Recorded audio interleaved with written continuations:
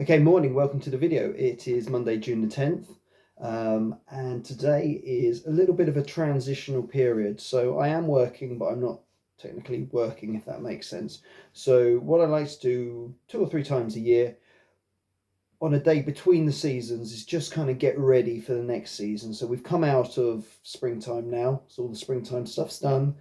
Obviously we had a slight delay because of the awful weather. So now today would be a day when I would go through all the sort of maintenance equipment, scarifiers, blowers and stuff, all the stuff I'm not going to need now until end of August, basically. Get the fuel out, and I've sort of said in a previous video that actually in most cases I've got that all done now. There are one of the scarifiers I need to do, but as I do more and more verticutting, actually, it's not a case of the verticutter is going to be put away for such a long time now. So also put them at the back of the container because like the billy goat blower, I'm not going to need that now until we go back into the autumn maintenance season, and then obviously that will then be leaf season, etc., and that will be in use really until kind of this time next year, really. But also on top of that is I need to just have a count up of how many bags of fertilizer I've got, and by that I mean like summer fertilizers. So generally for summer fertilizers, I'm trying to put like something which has got a balanced NPK. I also prefer to use an organic fertilizer that just reduces the chance of scorching should we go into a hot period. It looks as though I've just been reading that they reckon at the end of the week we're going to go into 10 days of rain, so that'll be interesting. I have noticed that a lot of the lawns actually are strangely going from really wet to really dry. So we don't want 10 days of it. We just want a little bit during the evenings every night. That would be great. I don't know about you, but I've just literally got receipts coming out my ears. I've got some stuffed in my sort of work bag, if you like. I've got loads stuffed in the van. There's a load here in the office. I just need to sit down and get that all filed. Make a few phone calls that need to be done between 9 and 5. And sometimes that's quite difficult when you're running behind a mower, because although the Bluetooth headphones are great, you can't really have a conversation. They can't hear you when there's a mower going. So I need to do a little bit of that, but that's really what for today is to get organised, and then tomorrow we should be out doing summer treatments, and then onto the mowing towards the end of the week. Although it should be raining, so maybe I should have switched things around, but hey, there's only so much switching around you can do. Got lots of hedge cutting to do as well. Got one of the boys who helped me last year, he's agreed he's coming back, so I think he's due to start sort of 1st of July, so I'll have him I'm just looking at the calendar on the wall, so I should have him for 2 months before he goes to college. And also I'm very, very close to looking for to begin with a permanent sort of part-time guy, if that makes sense, or girl. So if you're in the Camberley area, surrounding kind of area, and you're looking for an extra couple of days of work, then let me know. Maybe we can do something. But yeah, anyways, I will carry on with my boring receipt work, etc., etc., and I shall see you tomorrow. Okay, so after taking out all the new shoots, there was one in particular that didn't get the message, so I have to pull that one out. But yeah, still due to have its actual tidy up in a couple of weeks.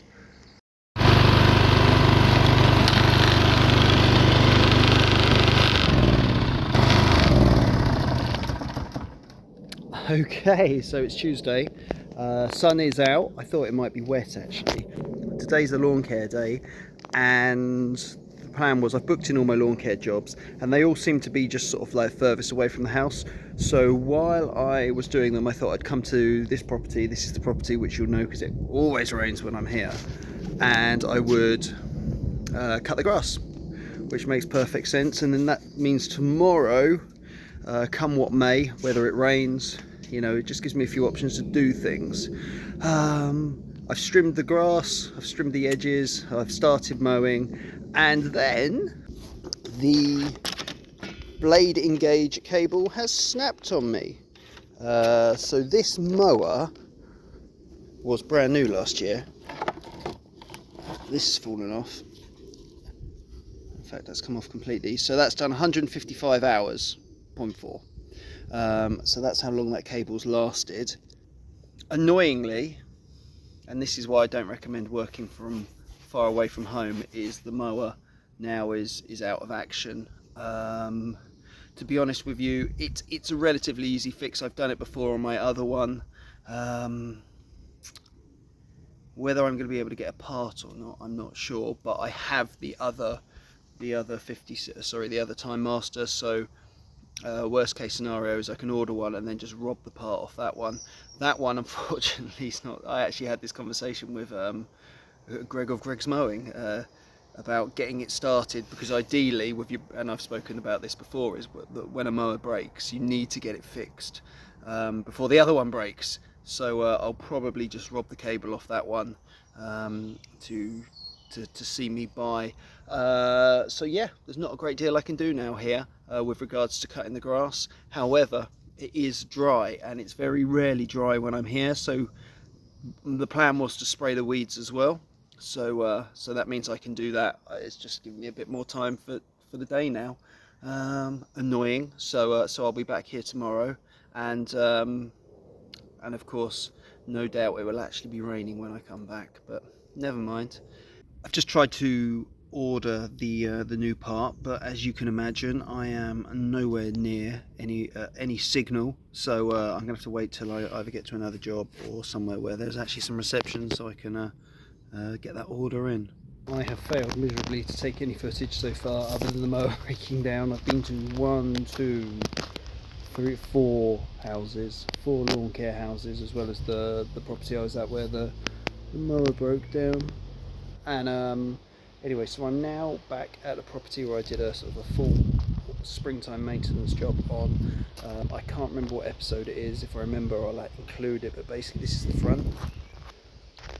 So it was all patchy and horrible and weedy. There's a couple of weeds in there, but ultimately it's nice and green. I'll include some photos of what the back lawn looks like, and then we'll go around and have a look. The photo in now of what it looks like from this angle, and now I'll show you what it looks like in real life.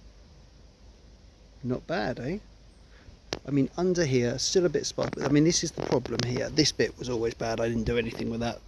I came up to that line there. This is solid.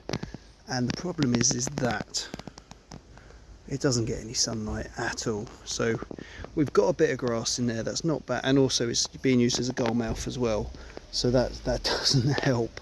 That there's no sunlight. It's dry as a bone. And it's being used as a gull mouth. But ultimately, we have this bit. I always said to him, it's a bit of a write-off. But this section over here, this is much better, much better. So so yeah, pretty pleased with that. Okay, so great news for the lawn. So this hedge here is coming out. That hedge there is coming out, and then this canopy is going to be raised. So there's a good chance there's going to be a lot more light, air movement, etc. coming in here. So but the client's buzzing with it, and ultimately the half of the lawn which is near the patio where people sit, that's looking really good. So yeah, pretty pleased for the first attempt. Obviously during the autumn we'll come back, aerate, overseed, etc. So we'll keep adding to the process. It's a slow process, but we will get there. As I say, this is like this. I've not even been on this lawn for a year yet, so yeah, happy. Okay, so it's Tuesday evening, in fact. Since we've done the extension, I've had to put a lot of things in storage. So here's the lawn. I can't remember if you remember what it looked like, but now we are. It's pretty thick now. Pretty thick, pretty lush, pretty nice. So I have been able to bring the Ransom's Ajax out of storage. So what I've done is, I don't know, God knows what height it's at. I've literally just smashed it front and backwards and forwards, going in a sideways direction. Okay, so this cable runs from here. As you can see, I need to do that. You can see, there we go, it's slack. But that cable runs down here, around here, around here, all the way around here, all the way around here. It's sort of crimped into place there. That's what sort of gives the tightness, if you like. And really, if I can focus in, all you've got is a spring there, which is through a hook. And what it does is this wheel here would spin when you start the engine, but there's a brake on it. There's like a brake shoe there, and all it does is it pulls that away, which makes this able to spin. So the engine's spinning this one in here, which goes with the drive. So they're all spinning. It releases the brake. That means this starts spinning. And then, of course, this one's spinning. It turns that one over there, and that's how they go round. But what I have noticed is while it's off, unfortunately it was at the exact point, is this cable, this belt needs replacing too. So actually, if it had been round the other way, I may not have noticed. So that's actually quite good timing there. So what I'll probably do is swap the belt over as well, for the one over there, which I have changed as well. But you know, to be honest, this is, what's this done? Actually, I think I showed you earlier. Yeah, so this from brand new was done 155 hours. So yes, we shall replace that too. So things have not gone well. The little stopper there has just rounded straight off. So it's not a major problem, but that's come off there. So then you run thread it, get it all out. On this older machine, they're sort of hidden in this cover, but essentially this is it. Now I'm gonna stick loads of grease down there because it's quite rusty, and lube it up. And then you have to undo this bolt here, get this off, or loosen it so you can just get this out, and then just put that up there out of the way. This, to get this plastic bit off, you have to basically turn it upside down, because it's kind of got a bit of a key, I suppose, and that gets it out. So that bit there out, and then you can pull that off, and that's it, and that's it off. So basically all I need to do is replace it on there, but like I say, just to reduce any chances of this one going in the near future, I'm gonna grease this and lube this right up, and do that now.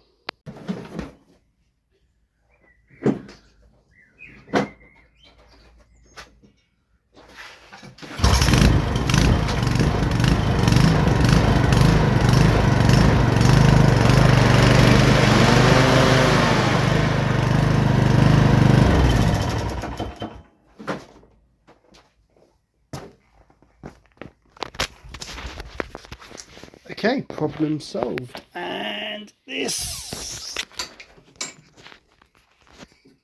here is the culprit. So essentially just a snapped wire, or cable should I say. So hopefully that's fixed. I'm running out of time with things I have to do, so I am not going to change the belt tonight. I'm going to order the belt, and then just leave that one as it is. I'm gambling, but it's just not enough hours in the day, and this is a bit of a faff, just because it's difficult to get into it.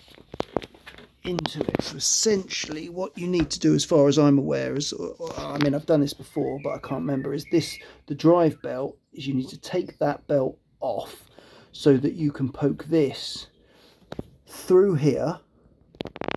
You can see there's a sort of a little, don't know what you'd call it, wire hanger, is poke it through there, under this pulley down here, up, thread it on the pulley, because you can't go over it.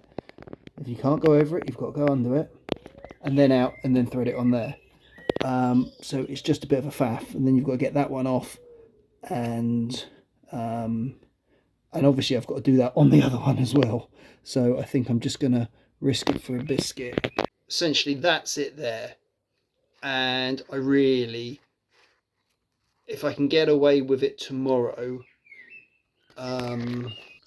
I could get away with it and not having to use it on Thursday as well. So actually, essentially, it's only tomorrow that I need to potentially use it. I will have a hater with me anyway, so worst case scenario, I just got to use the hater to finish the lawn off. The problem was today, and I've used the hater on that big lawn anyway before. Essentially, the problem was I only had one mower, and it was the furthest one away. So I am going to risk it for a biscuit, and if I order the part now, I could probably get it here in the next couple of days. So I could do the fix over the weekend, or just leave it in the van and do the fix when I have to do it. Morning, so it's Wednesday. We still haven't had any of that rain really. We had a touch of rain yesterday, a little bit here and there, something and nothing really. As I say, I got the wire or the cable changed on the Time Master. I didn't do the belt. I did order the belt last night. I did notice on eBay actually that someone was selling the pack of the 3 belts. So I thought actually it was like 38 quid.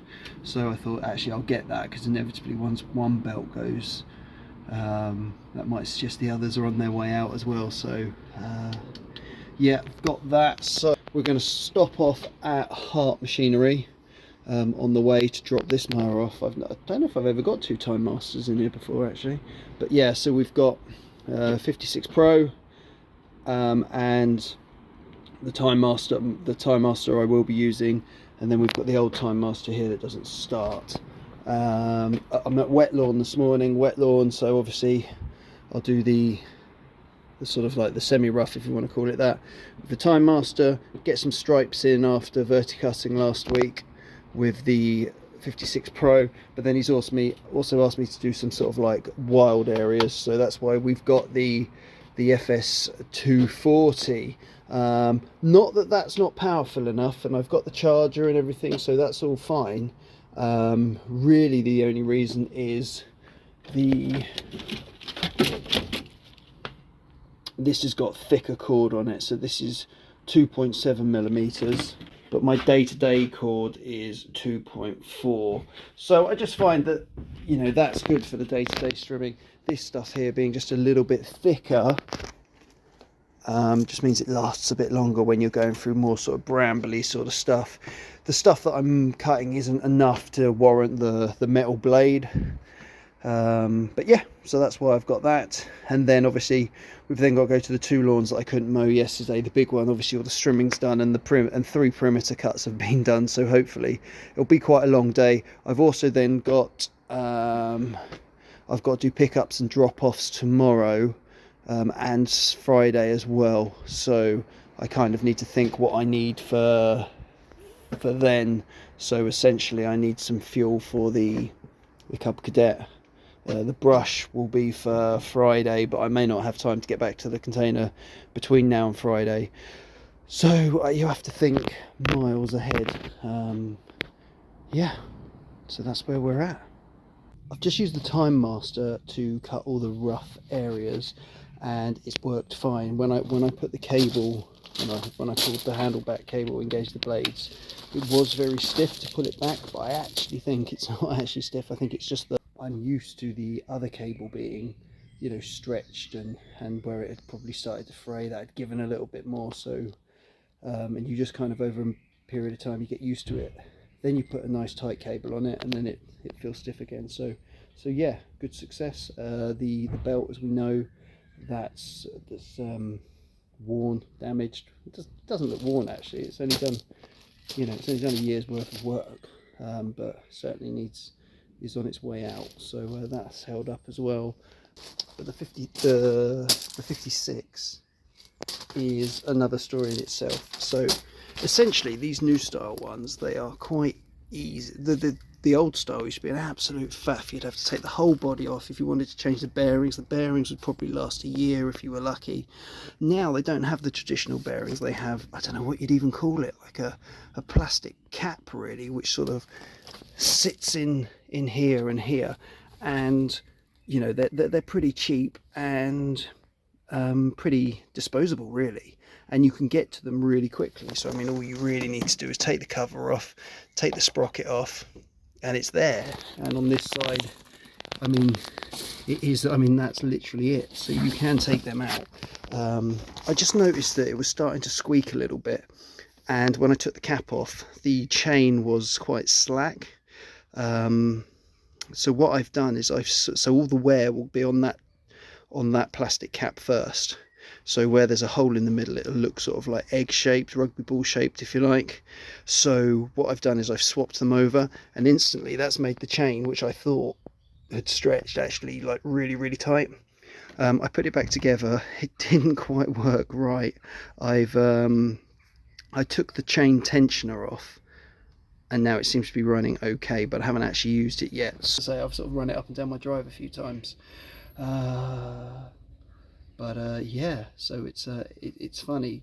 I tend to find this, that when engines or mowers break down, then they all break down at the same time. I had this in 2021, no 20. In fact, it was COVID, and I ended up rebuilding the old style rollers on the old style haters completely, buying the whole kit for them. On both of them, I've since sold those, but and then also the Time Master, pretty much all the belts went, and that was in COVID, so it was quite difficult to actually like physically get in and get the parts and stuff. So yes, and again, this mower is only a year old as well. Well, it's a bit over now, isn't it? So let's say 14 months old. How many hours has this one done? This one's done 124. So I think, what one was that done? So that one's done about 30 hours more, I think.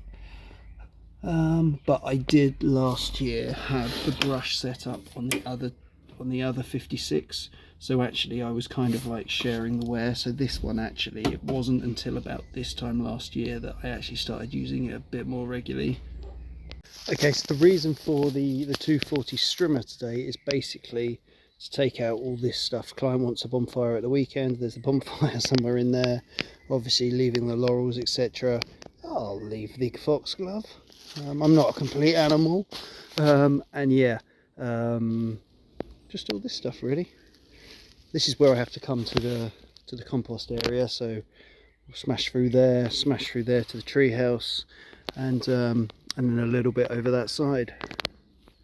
Morning, so it's Friday. Didn't film anything yesterday, had to do kids drop off and pick up, and I don't know what was going on with the traffic, but a trip that should have took me 20 to 30 minutes, what I tend to do is go to the furthest property and then work my way back home. As I say, should have took 20 minutes, 30 minutes tops, ended up taking an hour and 15. No idea why. How so put so much pressure on me. There was no way I could stop to film and stuff like that, but hopefully today a little bit more relaxed. So we're at the first house as usual. Bloody leaves, they're already coming down. So this is, yeah, what do? We verticut that, and we fed that maybe at the start of May. I can't remember now. It'll be in one of the episodes. And here's the t'other lawn. Everything's getting really dry. We've had a bit of rain overnight, but it's amazing how extremes the grounds can go from. And then we've got the back. I've not cut the back. I need to go and get the mower in a second. And there's the back. I don't really do anything with the back, I just cut it. But yeah, so that's the back. So yeah, cool. Right, I'll probably see you at the next property.